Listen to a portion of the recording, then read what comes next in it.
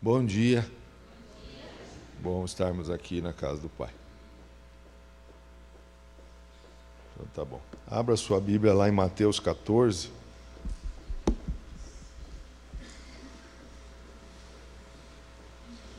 Estamos com ruído aqui no altar. Tem que mutar os instrumentos aí, por favor. Deve ser algum cabo aí. Mateus, capítulo 14, o verso, também pode abaixar um pouco o volume, está um pouco alto aí. Versículo 22.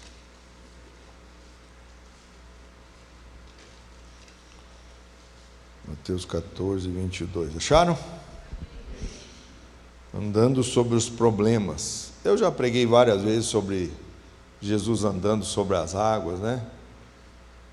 Então, você já me ouviu aqui. Mas cada vez a palavra se renova. Amém? Logo em seguida, Jesus ordenou que os seus discípulos entrassem no barco e fossem adiante para o outro lado, enquanto ele despedia a multidão. Despedida a multidão, subiu no monte para orar à parte. Ao cair da tarde, estava ali sozinho. Entretanto, o barco já estava no meio do mar, açoitado pelas ondas, porque o vento era contrário. Na quarta vigília da noite, dirigiu-se Jesus a eles, andando sobre o mar. Os discípulos, vendo-o caminhar por sobre o mar, assustaram-se, dizendo: é um fantasma, e gritaram de medo. Jesus, porém, imediatamente lhes disse: tende bom ânimo, sou eu, não temais. E respondeu Pedro: Senhor, se és tu, manda-me ir ter contigo por sobre as águas. E ele disse: vem. E Pedro, descendo do barco, andou por sobre as águas para ir ter com Jesus. Mas observando, tem outra versão que diz assim, sentindo, mas observando o vento forte, teve medo, e começando a afundar, clamou: Senhor, salva-me! E imediatamente Jesus estendeu a mão, tomou-o e lhe disse: homem de pequena fé, por que duvidaste? E entrando ambos no barco, o vento cessou. E então os que estavam no barco o adoraram, dizendo: és verdadeiramente o Filho de Deus. E tendo passado para o outro lado, alcançaram terra em Genezaré. Mas amém, até o 33 está bom. Pai, está aqui, Senhor, a sua palavra, que o Espírito Santo fale com sua igreja e nos revele o profundo do seu coração à sua noiva, em nome de Jesus. Diga amém. Glória a Deus. Deixa nós só tomar uma aguinha aqui. Realmente, no sábado, sexta-feira, né?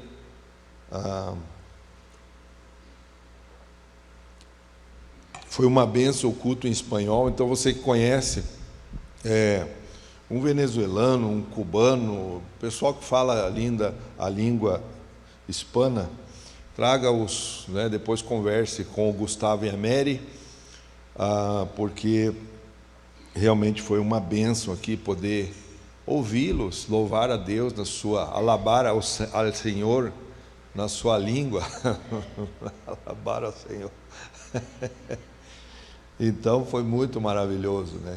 Procurem eles, ele vai ter uma vez por mês, né? A princípio vamos fazer assim, depois podemos ver a agenda da igreja para ir colocando, né? Esse culto aí que realmente eu vejo que eles sentiram na casa deles, né? Lá voltando ao seu país, e muito difícil estar num país estrangeiro, né? A gente vê assim, a gente vai aí no Paraguai, a gente vê que lá não é nossa casa, né? Parece que está tudo atrapalhado lá, né? E na nossa casa está tudo em ordem. Então, mas para eles é em ordem, e para nós não. Mas é isso. Quando vemos Jesus dizendo algo que me chamou a atenção na passagem, é que Jesus vem de um milagre. Ele multiplica os pães.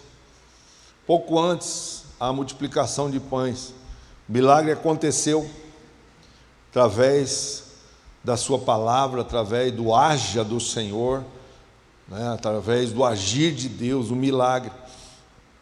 E Jesus então despede a multidão, no verso 22, e a Bíblia diz que ele ordena aos discípulos. Quem é discípulo do Senhor aqui? Então você não se manda mais, abençoado. Você acha que se manda aí, né? O Senhor ordena que você faça as coisas para Ele. Ele não fica lá, por favor, faça isso. Com licença, muito obrigado. Jesus não tem isso, não. Jesus é Deus. Ele simplesmente assim, faça e está acabado. O problema é que a gente é de uma cultura, de um povo meio relaxado. A gente não cumpre horário. A gente marca tal horário, chega 10 minutos atrasado. Nos cultos, o povo chega atrasado. A gente é um povo assim. E a gente quer que Jesus faça o favor para nós. Não, você é obrigado a me abençoar, Senhor, porque eu sou dizimista, porque isso, aquilo, aquele outro. E se Ele não fizer, eu saio da igreja. Então, a cultura do brasileiro é essa cultura de levar vantagem em tudo. Lembra da lei de Gerson? Só os velhos aí que vão saber. A lei de Gerson, ele fazia uma propaganda de um cigarro chamado Vila Rica. Eu sei nos detalhes, quem lembra disso aí? E ele fazia uma propaganda, veja bem, o cara era atleta, foi tricampeão mundial pela seleção brasileira, e ele fazia propaganda de cigarro. Não é uma discrepância? E no final ainda ele diz assim: fume Vila Rica, porque eu sou o Gerson e gosto de levar vantagem em tudo, certo? Porque ele ainda era carioca.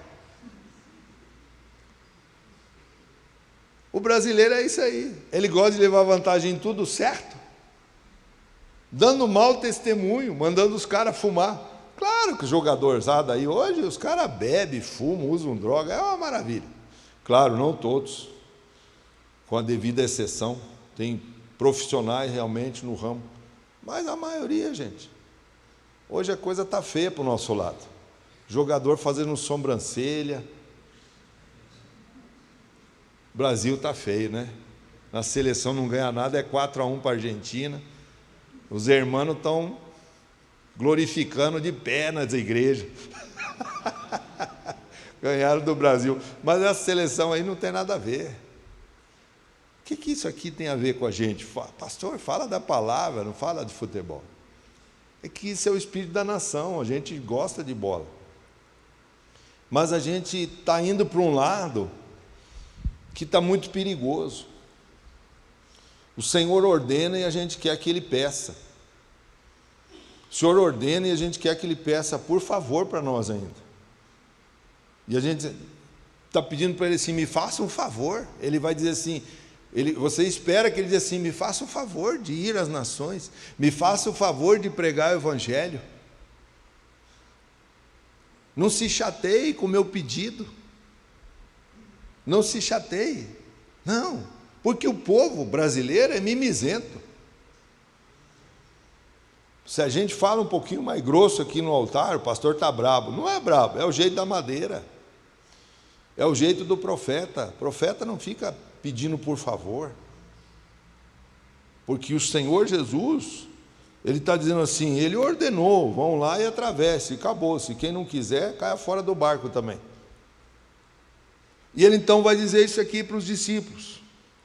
Jesus ordenou que os seus discípulos entrassem no barco e fossem para o outro lado, e aí, enquanto Ele despedia a multidão. Então, gente, Aqui tem outra versão que diz assim, que ele subiu, está ali, no verso 23, despedida a multidão, ele subiu ao monte para orar à parte, ao cair da tarde. Então, é o final da tarde, não é a noite ainda. Ele vai orar no monte, ele vai buscar a Deus. E quando ele vai buscar a Deus, parece que o Senhor coloca os seus discípulos numa furada, porque ele ordena os caras a entrar no mar, e aí logo depois vem uma tempestade. E o Senhor está te mandando muitas vezes enfrentar a tempestade, Ele está ordenando você a passar por luta, e você diz assim, nossa, agora eu vim para Jesus, eu achei que estava tudo legal, e agora eu estou enfrentando um monte de luta. Pois é, mas ele fez isso aqui. Bem-vindo ao clube do cristão de Deus. Servo de Deus não se manda. Servo de Deus só obedece. E muitas vezes você não entende o que você está passando, mas o Senhor sabe todas as coisas ao seu respeito. Porque Ele não é um Deus descontrolado. Ele não é um Deus que está perdido. Ele não é esse Deus. Ele é um Deus Ele é o Criador dos céus e da terra. E Ele te escolheu. Como Ele falou com Jeremias, Jeremias, eu te escolhi lá no ventre da tua mãe para você ser profeta às nações. Então, quando a gente vê o Senhor aqui, Ele ordena, e Ele então vai orar. Ele vai lá interceder, provavelmente, pelos seus discípulos. Ele vai ter um tempo com Deus. E isso é à tarde. E incrível que a Bíblia vai falar aqui, que no verso 24, entretanto o barco já estava no meio do mar, açoitado pelas ondas, porque o vento era contrário. O Senhor enviou eles para enfrentar uma tempestade. E eles estão lá no meio do mar. Gente, aqui não é propriamente o mar lá, tá? É o mar da Galileia, aqui ele é como se fosse o mar. E nos lugares mais distantes, chegava a ter 12 quilômetros de largura. Eles estão mais ou menos lá a 8 quilômetros da margem. E eles já estão lutando há horas com aquele problema. Talvez você está lutando com o seu problema há muito tempo, e você acha que não tem mais solução. Você acha que seu problema não há mais solução no seu problema. E eles estão lá enfrentando toda aquela luta. Mas, no verso 25, diz assim, na quarta vigília da noite, dirigiu-se Jesus a eles andando por sobre o mar. Então, o Senhor despede eles à tarde, ao cair da tarde, evening. Então, lá mais ou menos por 18 horas. E aí ele vai orar na madrugada. Ele começa a orar ali e vai noite adentro. Talvez você não ore nem 5 minutos. Você já orou uma madrugada? É bom você ser desafiado. Nós vamos ter vigílias aqui nas sextas-feiras. Quando então o Senhor Jesus está lá, noite adentro, quarta vigília é entre 3 horas da manhã e 6 horas da manhã. Então, os discípulos estão lutando lá no mar, das 6 da tarde até as 3 da manhã. Dá quantas horas? Umas 9 horas mais ou menos? De luta. E o barco não sai do chão. Ou seja, o barco não sai, expressão brasileira, né? O barco não sai do lugar. E eles estão ali, lutando para sair daquela situação e não sai. E agora, né? Mas Jesus, Ele sabe todas as coisas, porque agora é a hora do milagre. É a hora do milagre que nós não entendemos como ele acontece. Nós até desconfiamos se aquilo é de Deus, porque no verso 26 diz assim, os discípulos, Na quarta vigília, ali no 25 mesmo, na quarta vigília da noite, dirigiu-se Jesus andando por sobre o mar. Naquele dia do passeio lá dos casais, nós estávamos lá na praia. Aí a gente estava com os homens assim no mar, né? Quem não foi perdeu, mas acho que estava ali alguns homens, quem estava lá comigo aquela hora no mar lá, eu falei assim, olha lá, parece que o cara está andando sobre o mar, não é isso? Porque o horizonte assim, a praia estava tão calma, que a beira-mar também, a maré estava enchendo e a pessoa andando longe assim, parecia a pessoa andando por sobre o mar. Se não me engano, aqui em Santa Catarina, aconteceu de duas meninas pegarem esse texto e falar assim, vamos andar por sobre as águas. E entraram no rio e morreram afogadas. Lembra disso? Quem viu essa notícia?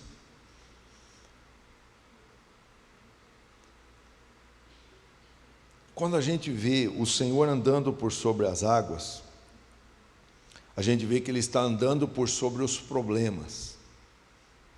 Ele está andando porque tudo que está na natureza está debaixo da sua autoridade,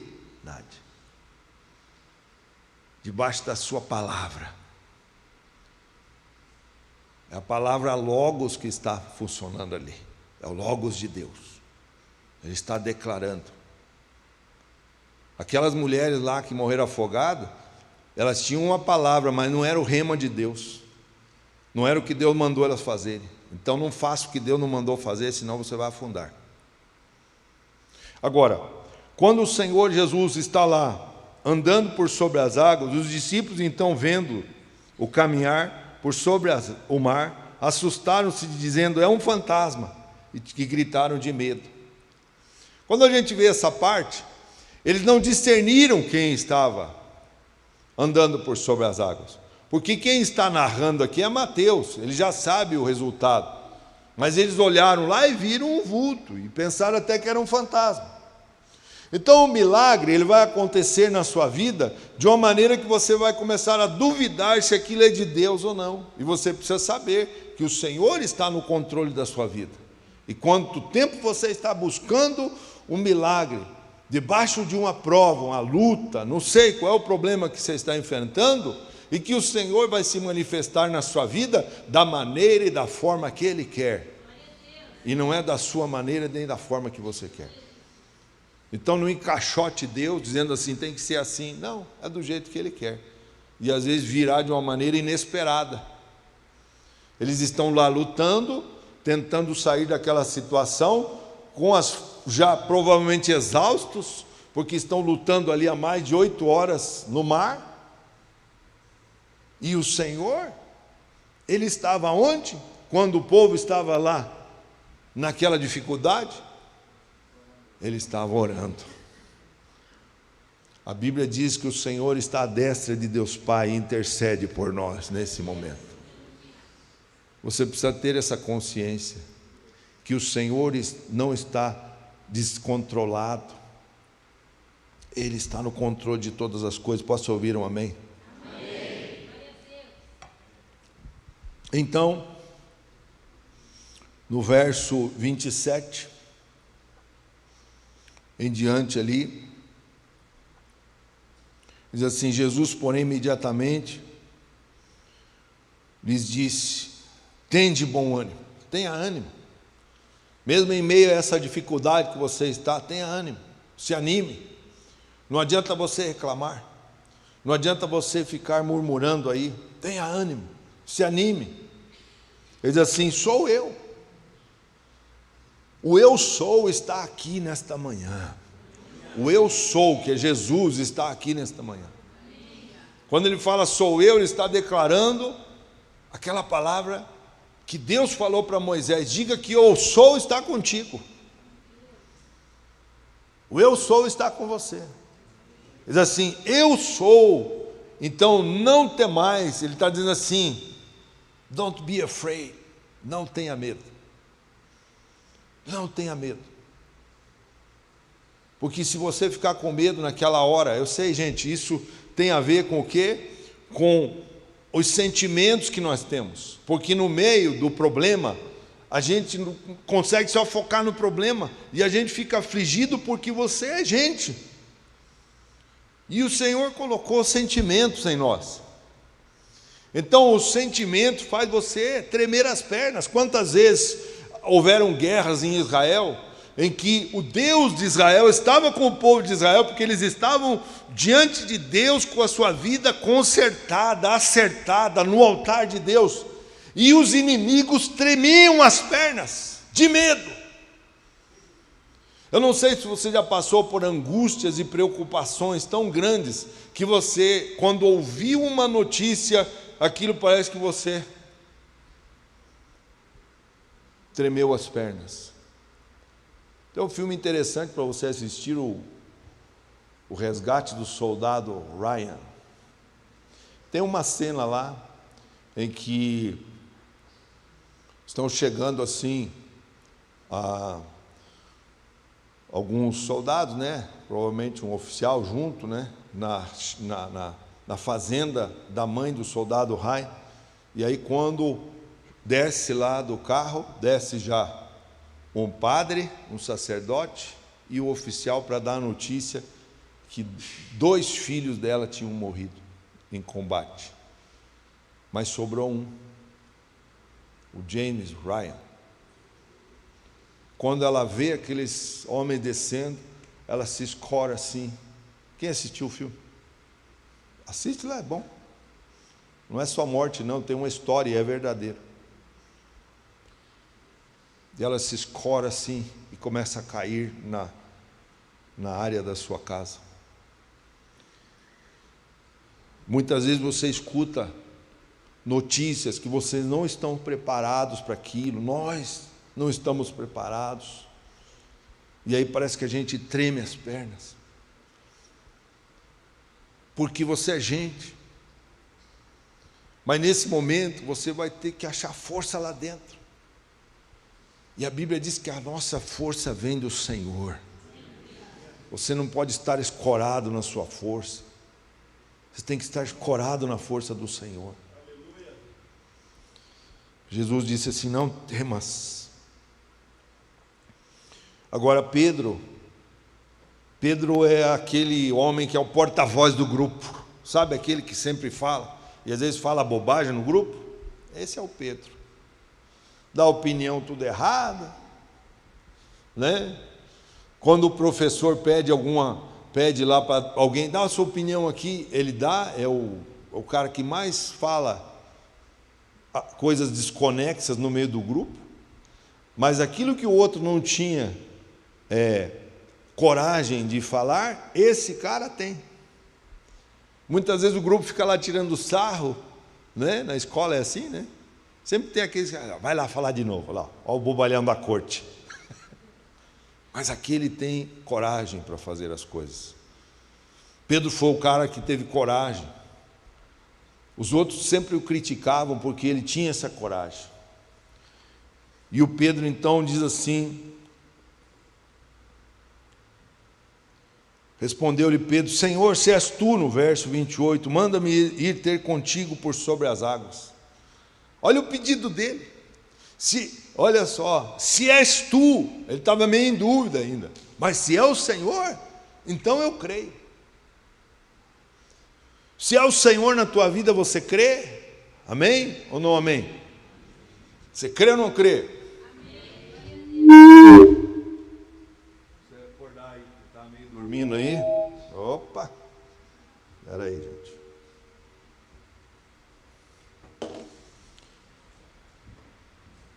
Então diz assim, verso 29. Então disse: vem. E Pedro, descendo do barco, andou por sobre as águas para ir ter com Jesus. Mas observando, mas sentindo. Tem outra versão que diz assim: sentiu. O Pedro sentiu um vento forte e teve medo. E começando a afundar, clamou: Senhor, salva-me.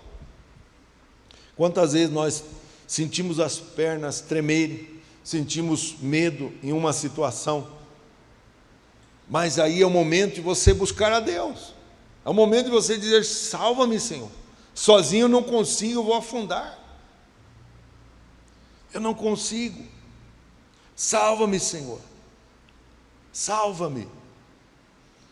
E Pedro, então, ele foi na direção do Senhor, mas sentindo aquele vento contrário, ele começa, então, a ser tomado pelo medo.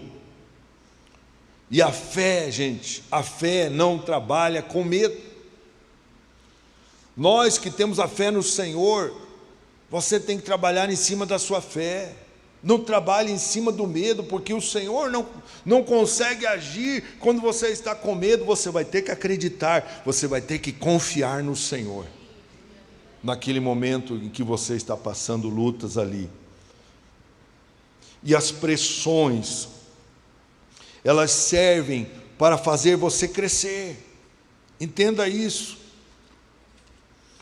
As lutas que você está passando, as pressões do dia, sempre vão servir para nos fazer crescer, pular etapas, ou seja, não pular etapas, mas subir etapas. E olha então o que está escrito em Filipenses 4:6, assim: não andeis ansiosos por coisa alguma, mas em tudo pela oração e pela súplica, com ações de graças, sejam as vossas petições conhecidas diante de Deus. Porque nesses momentos parece que a gente fica aflito, e a aflição vai dando lugar ao medo, e o medo vai matando a sua fé. O medo vai matar a sua fé, porque você fica aqui como que paralisado diante de uma notícia, e você, além de paralisado, você começa a afundar, porque vem o vento forte. Ele começou, enquanto Pedro estava focado em Jesus, enquanto você está focado no Senhor, pode vir os problemas, eles não vão derrubar vocês. O problema é que ele não estava focado no Senhor, ele começou a sentir aquele vento forte, a tempestade estava forte. Sabe por quê? Eu fiquei pensando assim, né? Isso é algo que a gente pensa, é provável que seja uma revelação, se for amém. Jesus começa a andar por sobre as águas, amém? Amém, gente? Quem está comigo aqui? Cada passo do Senhor, a tempestade para no passo do Senhor. A tempestade está lá no mar, mas Jesus começa a andar por sobre o mar, e cada passo, tem que baixar um pouco aí o retorno, sei lá, porque senão está dando microfonia. Está aí o DJ? Esses DJ, eles se escondem, porque agora anda com esse negócio na mão, para lá e para cá, né? Então, olha só. Cada passo do Senhor, a tempestade cessa no passo dele. Só que o Pedro está na tempestade ainda. O Pedro está lá. Eles estão lá no barquinho, vendo lá Jesus andando sobre as águas. Acho que é um fantasma. E então, mas é o Senhor? Eles estão lá, ó. É o Senhor aí. A gente tem que olhar isso, gente. Entra na cena, entra na história. Sou eu, pode vir, Pedro. Aí Pedro vai, mas Pedro está lá, entendeu? Está andando lá, ele não é Deus. Ele não tem o controle da natureza nas suas mãos, mas quem tem o controle da natureza das suas mãos é o Senhor Jesus, porque foi Ele que criou todas as coisas. Foi Ele que criou. Então o Pedro ele está sentindo o vento forte, está nele ainda. Mas lá no Senhor não tem vento forte, coisa nenhuma, porque tudo está debaixo do seu controle, das suas mãos, aleluia. Isso que você tem que entender. E aí, no verso próximo aqui, Filipenses 4:7 diz assim: e a paz de Deus, que excede todo o entendimento, guardará os vossos corações e as vossas mentes em Cristo Jesus. Quando você está no Senhor, você tem paz. E isso tem que guardar o seu coração, ou seja, as suas emoções. Você não pode ser uma gangorra, que um dia está bem, no outro dia está mal, abençoado. Isso vai te prejudicar muito. Isso até é um perigo para a sua fé, você pode cair na fé. Porque você está movido muitas vezes por ouvido, por ouvir o vento, a tempestade, gente criando tempestade na sua vida. Gente que estão criando tempestade num copo d'água. E você está focado naquilo em vez de estar focado no Senhor. Olhe para Ele nessa manhã, abençoado. Olhe para o Senhor.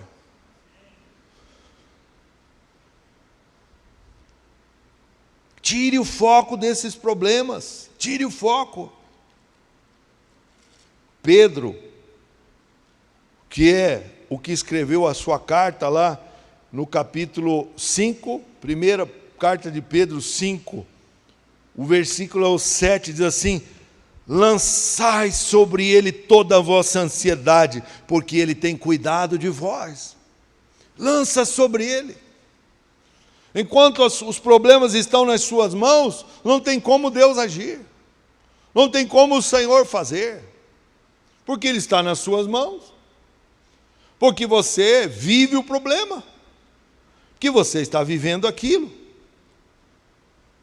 Então, por que você está perdendo o sono, preocupado com tantas coisas? Eu sei, gente, a gente é humano.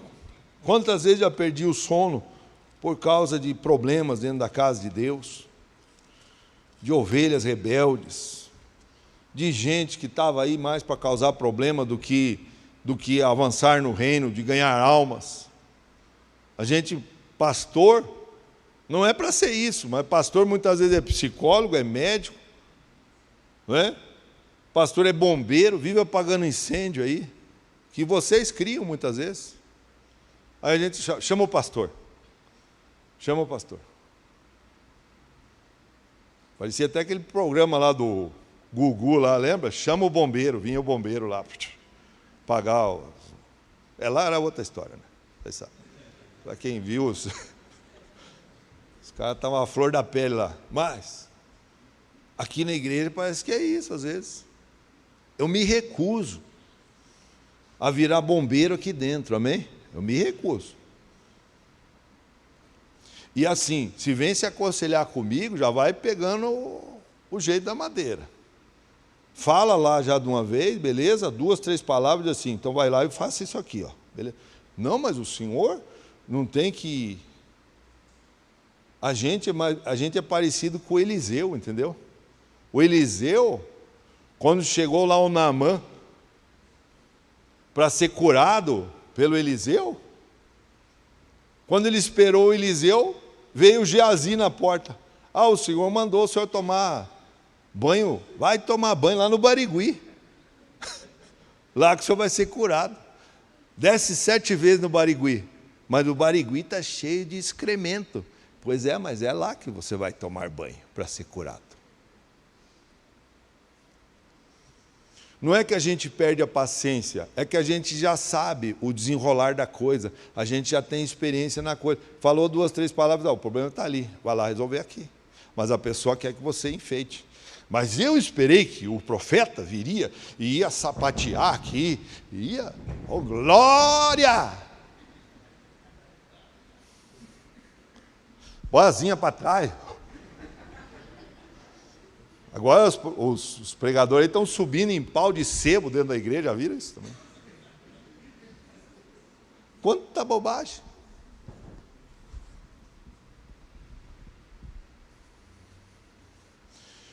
Não, o Senhor não quer isso. Agora, quando eu coloco o Senhor à frente da minha vida, eu me recuso a perder o sono com os problemas. E eu já falei para Jesus, esse tempo na minha vida passou, e já faz tempo que eu não perco mais o sono por causa de problemas, seja discípulo, seja da igreja, seja lá o que for. Olha só, Salmos 3, verso 5, diz assim: eu me deito e durmo, acordo porque o Senhor me sustenta. Então você tem que chegar lá e dizer, problema para fora da minha casa, porque eu vou deitar agora e vou dormir. Você não vai me tirar o sono. E outra, não vai ficando tomando aí Dorflex aí para dormir. Não toma mais essas porcarias aí. Dorflex é mais... Tem gente que já está no tramadol já. Mata-leão já para capotar. O que adianta? Que fé que é essa? Está afundando. Está afundando. Aí depois diz que é cristão, mas vive. Para levantar tem que tomar taurina e cafeína. Para dormir é tramadol. E aí então, estamos indo já para o final. Chega para cá os meninos. Quando vierem então as tempestades, se jogue na obra de Deus, abençoado. Se jogue. A pastora falou aqui, né, foi até o tema do encontro Teens, né, que foi Romanos 12:2, né? Transformai-vos pela renovação do vosso entendimento. Transformai-vos pela renovação da sua mente. Sabe o que comanda você? É aqui, ó. Não pode ser aqui.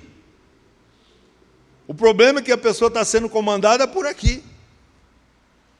E quando vier a luta, é aqui que tem que dirigir sua vida. Transformai-vos pela renovação do vosso quê? Entendimento. E eu encerro aqui essa palavra com 1 Coríntios, capítulo 15. 1 Coríntios 15. O versículo é o 58, que diz assim: portanto, meus irmãos amados, sede firmes e constantes, sempre abundantes na obra do Senhor, sabendo que no Senhor o vosso trabalho não é vão. Sabe por quê? Porque se você está enfrentando tempestade, se jogue na obra do Senhor. Não adianta você fugir, não adianta você ficar em casa, não adianta nada dessas coisas. Isso é o trabalho do inimigo, né? Vai ter agora o nosso encontro dia 11, então faça a sua inscrição. Você não vai lá servir a Deus muitas vezes, mas você já vai começar a aprender como que se serve a Deus. Sente lá para escutar. Por isso que todos aqueles que vêm de outros ministérios têm que passar pelo trilho, ou seja, senta para aprender. Porque a gente não sabe todas as coisas. A gente precisa aprender. Tem gente que a gente andou em carreiro, lá no interior, chamava carreador, né? Os do mato aí, os que andavam no carreador lá. Não tinha estrada. Aí depois vieram, raparam lá aquela estrada, afundaram lá, jogaram uma caçambada de macadame. Só tem cultura aqui. Macadame, nem sabe o que é isso. Tinha macadame lá. Depois já jogou o saibro por cima. Depois do saibro veio o antipó. Depois do antipó afundou mais e aí fez o asfalto. Sabe o que é isso? As pessoas que Deus colocou, muitas vezes, aqui nessa casa, já pavimentaram o terreno para você andar hoje.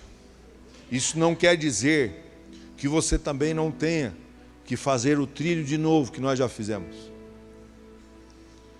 E isso não pode causar dúvidas em você. Quando Jesus falou ali, né, para o Pedro, ele falou assim: Pedro, Pedrão, está lá o Pedrão. Quantos de nós temos um coração de Pedro, né? A gente, aqui dentro mesmo, tem muita gente que tem esse coração, é ativo, é proativo. Mas muitas vezes a proatividade não te deixa você se conectar ao Senhor. Fazer a obra do Senhor é bênção, mas esteja com os seus olhos atentos ao que Ele está falando. Escute o que Ele fala.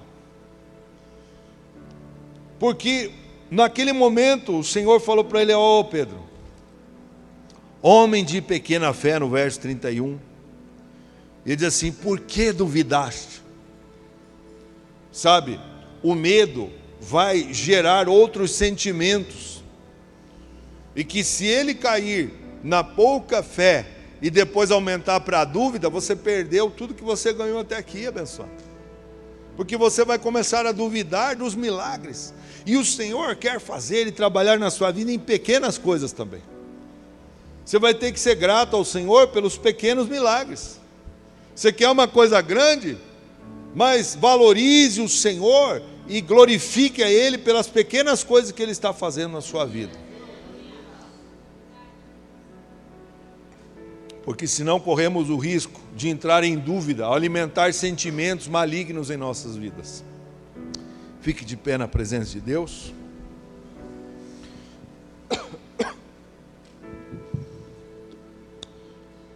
Vamos louvar o Senhor com uma canção. E se o Espírito já falou a você, alguma coisa que você precisa consertar com o Senhor nesta manhã, já vá saindo do seu lugar.